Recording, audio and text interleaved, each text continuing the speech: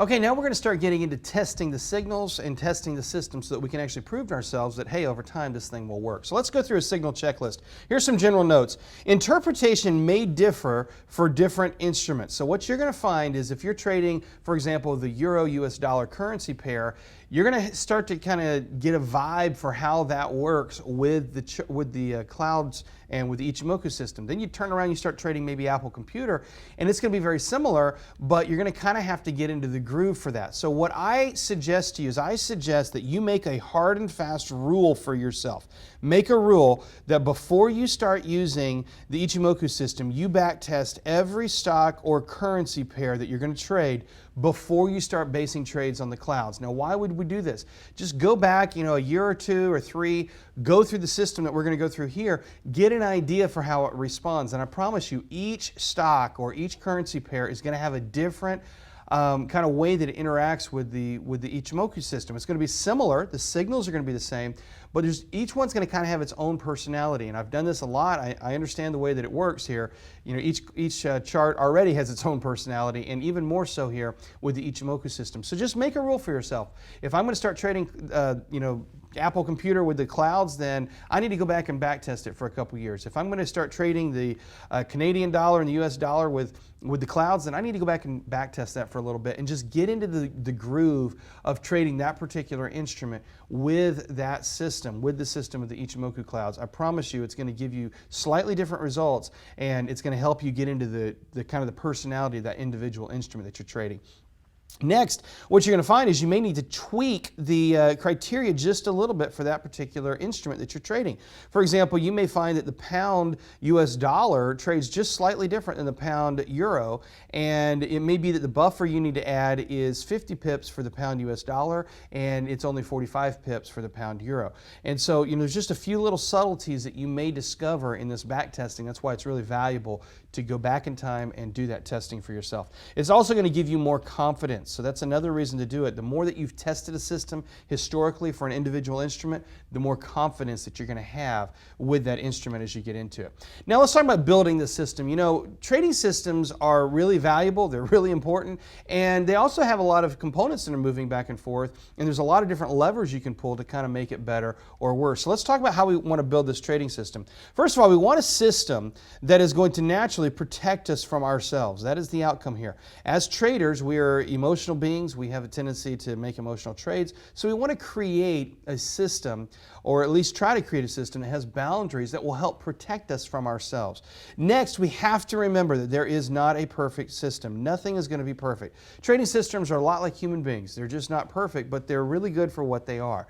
And so you can kind of fall in love with a trading system like you can with a person, but you have to take its strength and its weaknesses, and you just have to learn to work with those individual strengths and weaknesses.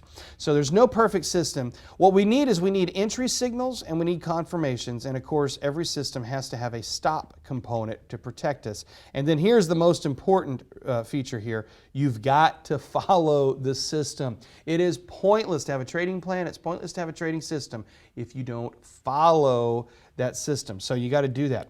All right, now here's my basic system. If you've been with us in the Foundations of Stocks and Options, you're pretty familiar with my very basic trading system here. And here's how it works. In Foundations, you would have learned how to set your entry, your target, and your stop. Those are the three key components of any trading plan. You've learned to buy or to sell on a breakout. For example, if you look over here, we've got a breakout to a new high. There's my entry trigger. And we've learned to sell at the target. So we got a target up here. That's going to be our target. And of course, we set our stop down here. So buy on the breakout and sell at the target. That's what you have learned, and this is kind of your core, most basic trading system. It's the one that I have used the most in my life of trading here. Trading on the breakout of a pattern of some sort, trading to a target, and always, of course, having that stop set in there. Well, when we adapt this over to the Ichimoku clouds, it's going to be slightly different. With the Ichimoku clouds, unfortunately, it's a little more difficult to define a target, and that's the nature of the system. The nature of this system is that it trades until it starts getting signals that say to get out of the trade. So we're going to look at those signals. The intention of the Ichimoku system is not to trade from point A to point B, but rather it's intended to capture the bulk of the primary trend. Now remember, there's multiple trends happening at any time on a trade. You've got the intermediate level trend, the minor level trend, You got the primary level trend.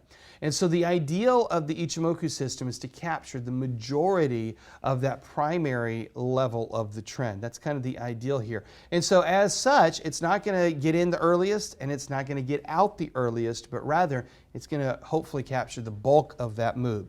It's going to also attempt to avoid all consolidation. Now, will it avoid it all? Probably not. That's usually a pipe dream, but you know, the ideal here is that it's going to avoid the majority or as much as possible of the consolidations and get you into the trends only when they're actually moving.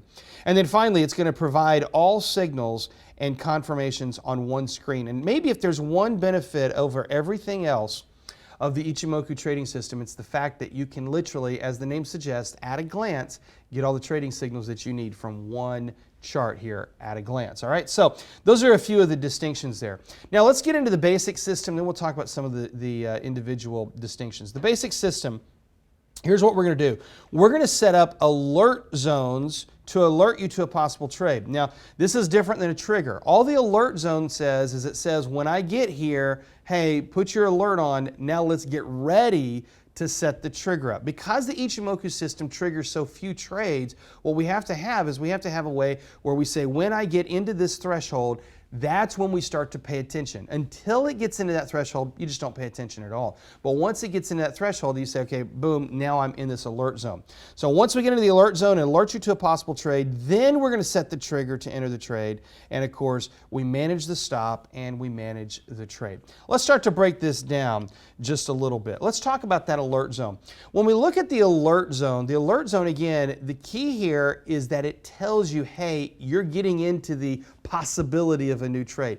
It may not trigger, it may not actually confirm, but this trade is coming onto the horizon. Think about it like a weatherman who says, you know, the weather is going to shape up and it looks like we could have thunderstorms this afternoon. Well, are we going to have them? I don't know, but the atmosphere is going to be right. That's what the alert zone is for. The alert zone is to say, hey, when you get here, the atmosphere is right for a new trend to be breaking out. That's the nature of the alert zone.